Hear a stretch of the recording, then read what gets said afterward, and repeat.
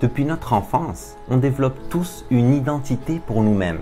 On se construit une histoire de qui nous sommes et on attache cette identité à notre prénom. Elle est comme ci, elle est comme ça, elle n'est pas comme ci, elle n'est pas comme ça. Elle c'est mon prénom. Et sans le vouloir et sans nous en rendre compte, petit à petit, cette identité que l'on s'est créée pour nous-mêmes et notre prénom qui la résume deviennent une prison invisible. Tu ne t'autorises plus à faire certaines choses.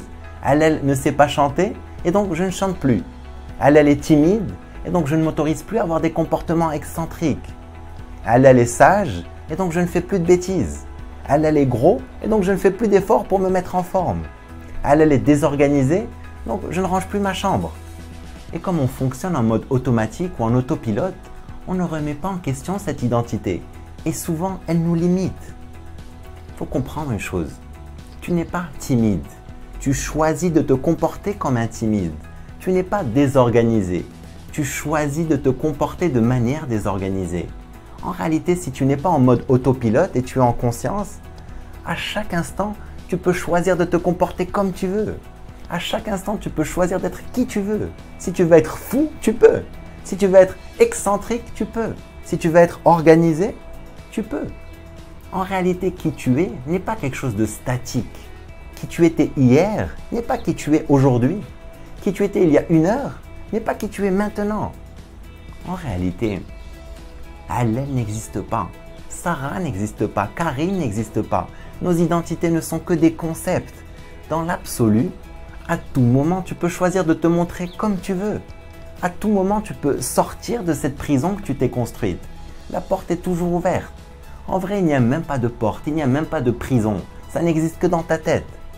Mais ça fait peur, parce que c'est grâce à cette identité ou ce costume que tu t'es façonné, que tu as pu survivre et que tu as reçu de l'amour. Si je ne porte plus ou si je le change, j'ai peur de ne plus être aimé. Si tu prends un peu de recul, tu vas t'apercevoir qu'en fait la vie, c'est comme une pièce de théâtre, avec la particularité que c'est toi le directeur de la pièce. Et à tout moment, tu peux choisir de changer de personnage. À tout moment, tu peux choisir de changer de rôle. À chaque nouvel instant, tu es libre de choisir comment tu veux te montrer à la vie. C'est peut-être le moment d'arrêter de te prendre trop au sérieux et de choisir un rôle qui va plus t'amuser, un rôle qui va te rendre encore plus fier. Je t'encourage à vivre une vie extraordinaire. Vive al-Hayat! Si cette vidéo te parle et que tu veux mettre en pratique, voilà ce que je te propose. Que ce soit dans le cadre d'un cours de théâtre ou dans des situations de la vie de tous les jours, de temps en temps, adopte un rôle qui ne te ressemble pas. Et si tu es quelqu'un de plutôt sage, autorise-toi à faire le fou. Si tu es quelqu'un de plutôt calme, autorise-toi à te mettre en colère. Si tu es quelqu'un de plutôt bavard, essaie de rester en silence. Et tu peux même t'aider de déguisement pour te mettre plus facilement dans la peau du personnage.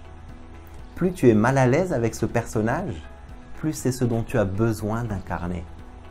Si tu y mets du cœur, tu vas t'apercevoir comment ce petit jeu va te réconcilier avec des parties de toi que tu as refoulées plus jeune. Et ça va te libérer. Tu vas te sentir plus léger, plus joyeux. Quand tu sors du mode automatique et quand tu es en conscience, tu vas t'apercevoir que tu deviens un homme ou une femme libre. Tu es tout ce que tu es et tout ce que tu n'es pas. Tu es l'ombre et tu es la lumière. Je t'encourage à vivre une vie extraordinaire. Vive al-Hayat!